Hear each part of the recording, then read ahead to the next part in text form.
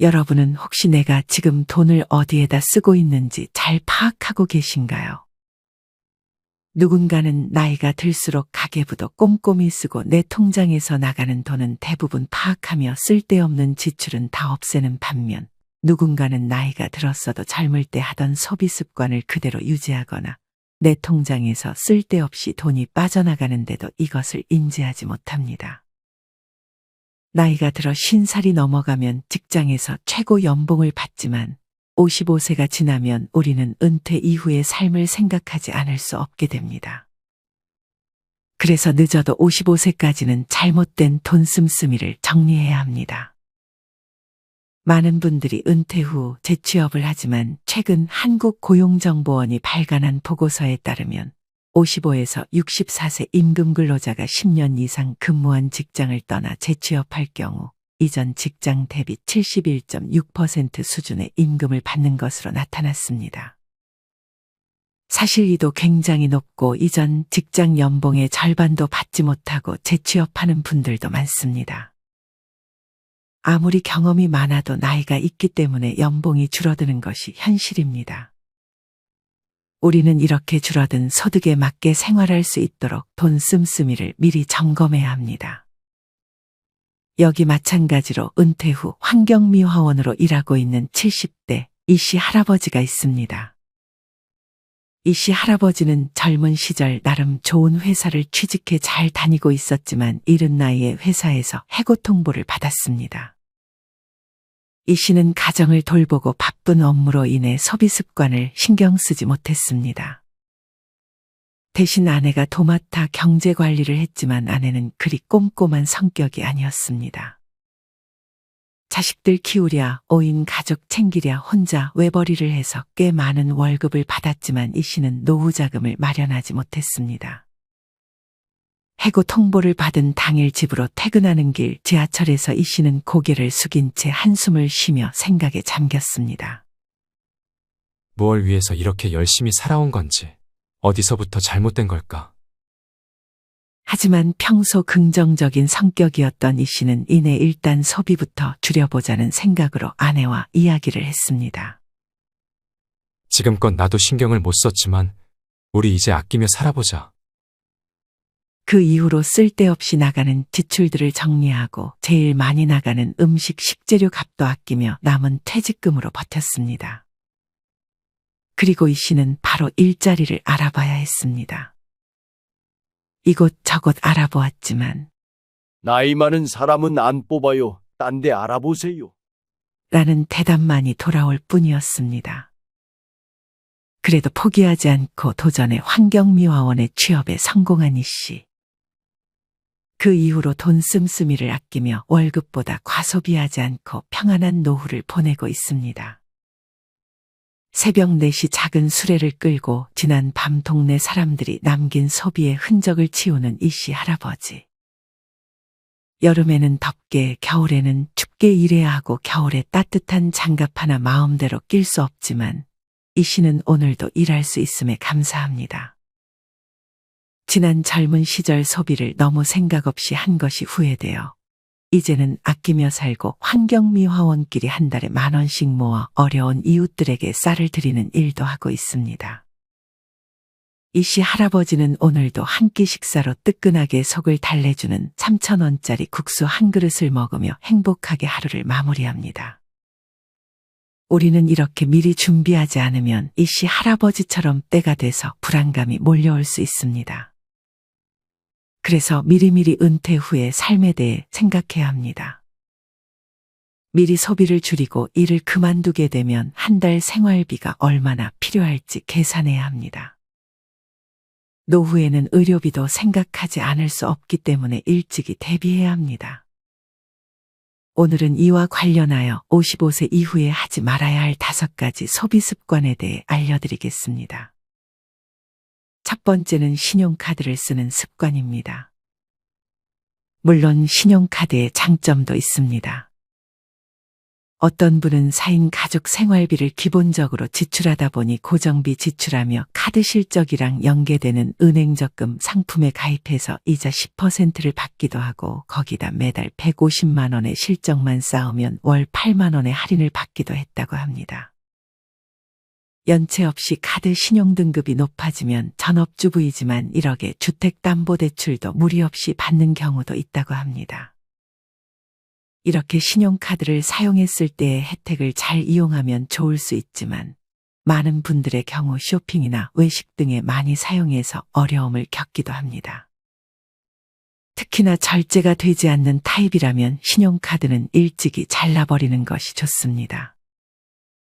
아무래도 소비가 얼마나 이뤄지는지 확인할 수 있는 체크카드를 사용하는 것이 돈을 절제하는 데 더 유리합니다. 신용카드를 쓴다는 것은 미래의 시간, 돈을 이번 달에 미리 땡겨서 쓰는 건데 한번 그 늪에 빠지면 계속 다람쥐 쳇바퀴처럼 되기도 합니다. 만약 절제가 안 되는 사람이라면 신용카드를 자름으로써 소비를 하지 않을 수 있는 환경을 하나라도 만드는 것이 중요합니다. 물론 신용카드를 정리하는 것은 쉽지 않습니다. 그래도 몇 달만 고생하면 정리가 될 것입니다. 만약 신용카드를 쓴다 하더라도 가계부를 쓰면서 잘 관리해 나가면 상관없습니다. 사실 신용카드 유무라는 것은 핑계의 하나일 뿐 어떤 것을 쓰든 근본적인 자기 절제와 조절력이 핵심입니다. 정리하면 내가 만약 신용카드를 사용하지만 소비 지출 관리가 전혀 안 되고 돈이 잘 모이지 않는다면 신용카드를 과감하게 버리세요. 만약 가계부도 사용하고 신용카드를 쓰는 이점만을 잘 활용한다면 굳이 신용카드를 버릴 필요는 없습니다. 각자 자신의 상황에 맞게 선택하시면 좋을 것 같습니다. 55세 이후 정리해야 할 돈 씀씀이 두 번째는 쓸데없는 보험료 지출입니다. 몇 년 전 우리나라 국민이 1인당 보험료로 연간 377만 원을 지출한 것으로 조사되었습니다. 이는 세계 15위 수준으로 GDP 대비 보험료 지출 기준으로 세계 5위의 높은 수준을 기록했습니다. 그만큼 우리나라에 보험을 든 사람들이 많다는 것입니다. 사실 좋은 보험은 존재합니다. 특히나 가족력에 따라 보험이 필요한 경우가 있습니다. 어떤 분은 남편 집안이 간암에 취약해서 암보험 2개 들고 건강보험, 뇌혈관 질환, 보장보험 하나 들어놓았다고 합니다. 이후 남편이 뇌출혈로 2번 수술하고 재활병원 2년하고 퇴원했는데 그때 뇌출혈 진단비랑 수술 입원비 5천만 원 정도 받아서 많은 도움이 됐다고 합니다. 젊었을 적 든 거라 월 2만 원 정도를 납부했음에도 불구하고 말이죠. 그 당시 뇌혈관 질환보다 암에 대해 걱정을 더 많이 했는데 사람 앞일은 아무도 모른다며 암뇌혈관 질환 보장 보험 하나쯤 들어놓으면 걱정이 줄어든다 말씀하셨습니다. 이 밖에도 12년 전 가입한 남들이 다 욕하는 종신보험 상품에서도 지난주 갑상선암 진단 수술비 8천만 원이 통장으로 바로 4시간 만에 입금이 되어 보험 들기 잘했다 하셨던 분도 있었습니다. 이처럼 보험은 정답이 없고 개개인마다 다를 수 있습니다. 아마 많은 가장분들이 가족을 위해 보험을 드는 경우도 많을 것입니다. 어떤 분은 아버지가 돌아가시면서 그 전에 진짜 찢어지게 가난하게 살았는데 그래도 아버지가 들어놓은 보험 때문에 집 한 채는 해주시고 가셨다며 그 계기로 어머니도 자기 나중에 아프면 자식들에게 부담 주게 될까봐 요양보험까지 다 들어놓는 가정도 많습니다. 이처럼 보험은 본인이 어디에 가치를 두냐에 따라 들 수도 있는 것입니다. 하지만 아무 보험이나 마구 가입해서는 안 됩니다. 특히나 보험은 잘못 해지하면 손해를 많이 보기 때문에 애초에 가입할 때 많은 신경을 써야 합니다. 그래서 보험 관련해서도 공부가 필요합니다. 보험 가입하기 전에 보험사 직원 말만 듣지 말고 반드시 스스로 유튜브나 책을 보며 공부해야 합니다. 공부를 하고 상담을 받는 것과 안 하고 받는 것은 차이가 아주 큽니다. 내가 아무것도 모르면 보험사 직원 손아귀에 놀아날 수 있습니다. 정리하면 내가 지금 든 보험 중에 쓸데없이 나가는 보험료가 있는지 점검해 보시고 보험을 들기 전이라면 먼저 유튜브나 책을 통해 공부한 후 보험사 직원과 상담을 해보세요.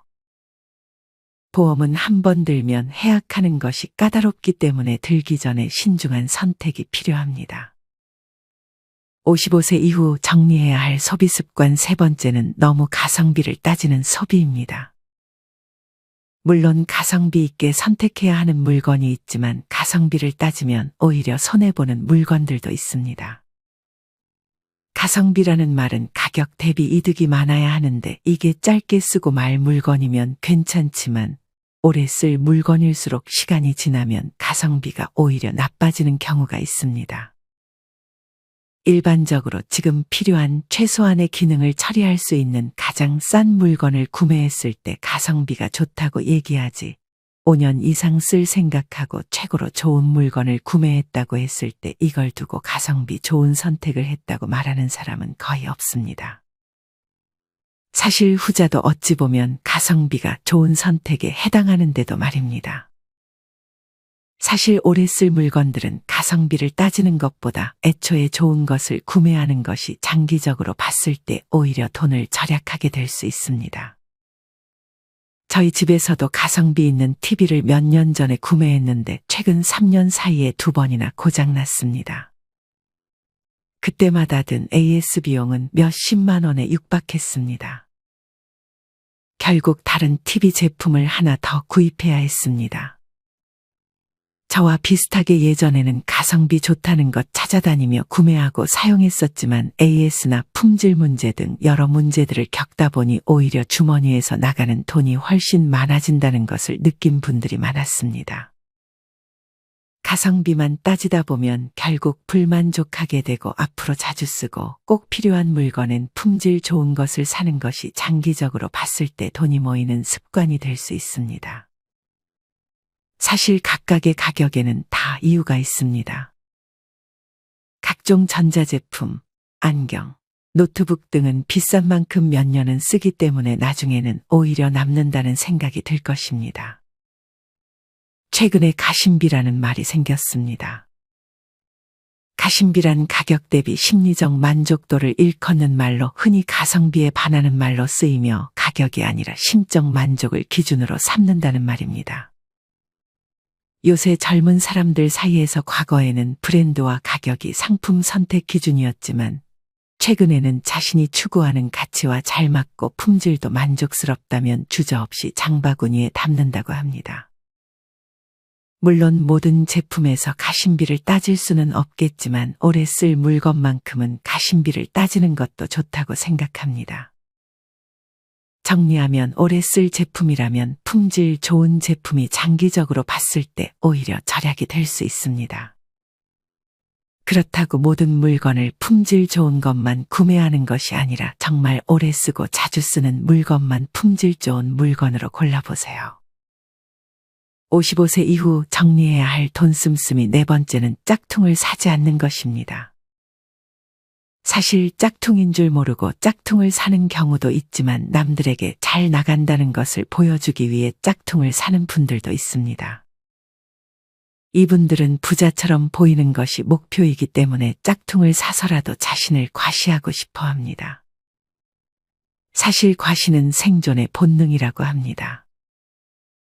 누구나 남들에게 과시하고 싶은 욕구가 있습니다. 하지만 남은 이게 짝퉁인지 모를 수 있어도 내 자신이 그것이 짝퉁인 것을 압니다. 이러면 오히려 자존감이 더 떨어지게 됩니다. 사실 정말 부자들은 이렇게 자신들이 보여지는 것에 별로 관심이 없습니다. 짝퉁을 여러 벌 살 돈으로 명품이나 좋은 브랜드 제품 하나를 사는 것이 오히려 더 좋을 수 있습니다. 물론 명품으로 휘감을 하는 얘기는 아니지만 그래도 짝퉁 여러 개 있는 것보다 명품 하나 있는 것이 더 낫다는 얘기입니다. 사실 나이가 들수록 외모를 어느 정도는 가꾸는 것이 좋지만 이는 청결하게 보여지는 정도면 충분할 뿐 과한 옷차림보다는 상냥한 말투, 매너 있는 행동 그리고 미소를 통해 품격 있는 사람으로 보여지는 게 더 좋습니다. 행동을 더욱 신경 쓰는 것입니다. 이런 사람들은 돈을 떠나 나이가 들어도 부티나 보이고 여유 있어 보이며 이 모든 것이 그 사람의 품격을 높여줍니다. 이런 사람들은 대개 다음과 같은 특징이 있습니다. 첫째는 서두르지 않고 허겁지겁 뛰는 일이 없습니다. 둘째는 아랫사람이라고 해서 함부로 대하지 않고 그렇다고 해서 지나치게 친근하게 굴거나 저자세를 취하지도 않습니다. 세 번째는 다른 사람이 잘 됐을 때 그것이 내 앞길을 막는다고 생각하지 않으며 대체로 질투하지 않습니다. 이런 행동이나 말에서 나오는 품격들이 옷차림에서 보여지는 것보다 나를 더 부티나고 귀티나 보이게 만드는 것입니다. 소설가 남인숙 작가님은 돈을 안 써도 여유가 있어 보이면 귀티가 난다고 말합니다. 반대로 행동에 여유가 없으면 아무리 명품으로 휘감아도 귀티가 나지 않습니다.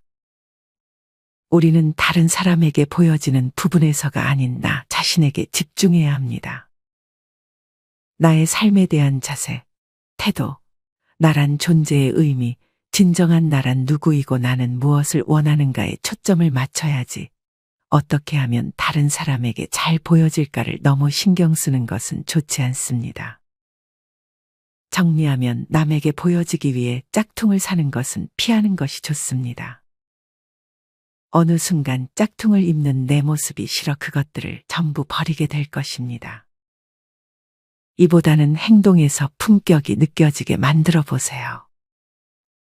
55세 이후 정리해야 할 돈 씀씀이 다섯 번째는 신기해 보이는 물건을 사지 않는 것입니다. 요새는 하루가 멀다 하게 새로운 제품들이 등장하고 있습니다. 간혹 이런 제품들에 자주 혹하는 분들이 있습니다. 하지만 실제로 이렇게 구매하게 된 제품들은 대개 한두 번 써보고 쓰지 않게 됩니다.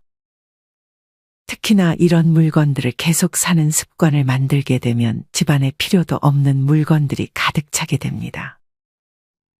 일찍이 중고로 팔면 다행이지만 이마저도 하지 않고 그냥 집에 쌓아두는 분들도 많습니다. 이런 새로운 물건들은 막상 살 때는 쭉 쓸 것 같은데 사고 나면 몇 번 쓰지도 않고 방치됩니다. 하지만 사기 전에는 대개 이 사실을 알지 못합니다. 이럴 때는 구매 충동이 너무 들 때마다 참았다 한 일주일 정도 지나고 다시 생각해보면 굳이 그렇게 쓸모있겠다라는 생각이 들지 않습니다. 무언가 새로운 것이 나오면 혹하는 분들은 일주일 후에 다시 생각해보는 습관을 들이는 것이 도움이 될 수 있습니다. 아마 많은 분들이 신기해 보이는 물건들을 나중이 돼서 쓸데없다고 느끼고 언제 샀는지 기억도 안 나는 물건을 하나쯤 가지고 있을 것입니다. 구매 당시 단지 호기심의 유혹에 이끌렸던 거지 사실 진짜 필요한 물건이 아닌 경우도 많습니다. 살까 말까 할 때는 사지 말라는 말이 있습니다. 만약 조금이라도 고민이 된다면 일단 사지 말고 그 물건을 이미 구매한 사람들의 실제 후기를 살펴보세요. 너무 긍정적인 후기만 보는 것은 피하고 안 좋은 후기들도 살펴보며 결정하는 것이 현명합니다. 요새 유튜브나 인터넷을 보면 새로운 물건들이 정말 많이 보입니다. 이런 물건 하나하나 다 사다 보면 돈을 당연히 모을 수 없을 것입니다. 우리는 나이 들수록 비워야 합니다. 특히 집안 물건은 더욱 비워야 합니다. 이를 위해서라도 나이가 들수록 물건에 지출되는 소비를 줄이는 것이 현명합니다. 사실 소비는 일시적인 만족을 줄 뿐입니다. 이보다는 저축 혹은 나에 대한 투자의 맛에 빠지면 사실 무언가를 사기 위해 시간과 돈을 쓰는 것이 낭비라는 생각이 들게 됩니다. 정리하면 한번 써보고 싶은 호기심 정도의 생각으로 새로운 물건들을 충동 구매하는 습관을 버려야 합니다. 구매하고자 하는 마음이 생길 때는 일주일이 지나서 한 번 더 생각해보고 이미 그 물건을 사용해본 소비자들의 후기를 참고하는 것이 좋습니다. 추가로 취미를 시작할 때는 장비를 먼저 사지 않는 것이 좋습니다. 간혹 무언가를 시작할 때 모든 것을 갖춰놓고 시작하는 분들이 있습니다. 테니스를 시작하기 전에 비싼 테니스 라켓과 비싼 운동복 등 아직 내가 테니스를 오래 할지 말지도 모르는데 여기에 돈을 많이 써버리는 것입니다. 이는 그 어떤 취미도 마찬가지입니다. 그림을 그리겠다고 비싼 붓이나 비싼 물감을 구매하는 것은 좋지 않을 수 있습니다. 우선 처음에는 장비를 빌리거나 아주 가격이 저렴한 장비로 시작하는 것이 좋습니다. 그렇게 한 달, 두 달, 3개월 정도는 지나서 이 취미를 오래 할 수 있겠다라는 생각이 들 때 그때가 되면 장비를 바꾸는 것이 좋습니다. 아마 많은 분들이 새로 하는 취미 중 90%는 한 달도 안 돼 포기할 것입니다. 물론 이것은 절대 나쁜 것이 아닙니다. 여러 가지 취미를 해보면서 나에게 맞는 취미를 찾는 과정일 뿐입니다. 이 과정에서 장비를 미리 구매하는 것만 주의하면 좋을 것 같습니다. 오늘은 55세 이후 정리해야 할 돈 씀씀이 5가지에 대해 말씀드렸습니다. 첫째는 신용카드를 절제 없이 쓰는 습관. 둘째는 쓸데없는 보험료. 셋째는 가성비 제품만을 고집하는 것. 넷째는 짝퉁을 사지 않는 것. 다섯째는 신기해 보이는 물건을 사지 않는 것과 취미 이전에 장비 먼저 사는 습관입니다. 우리는 다음의 말을 잘 기억해야 합니다. 손 안에 있는 새 한 마리가 숲속에 있는 새 2마리의 가치가 있다. 이는 우리가 내일보다 당장의 만족을 원한다는 의미입니다. 우리는 이를 잘 경계해야 합니다. 우리는 은퇴 이후의 삶을 항상 염두에 두어야 합니다. 오늘 말씀드린 내용 중 한 가지만이라도 실천하여 조금 더 경제적으로 풍족한 노후를 보내셨으면 좋겠습니다. 이상으로 오늘의 영상을 마치겠습니다. 우리 모든 구독자분들의 행복한 여생을 응원합니다. 다음에 더 좋은 내용으로 찾아뵙겠습니다. 감사합니다.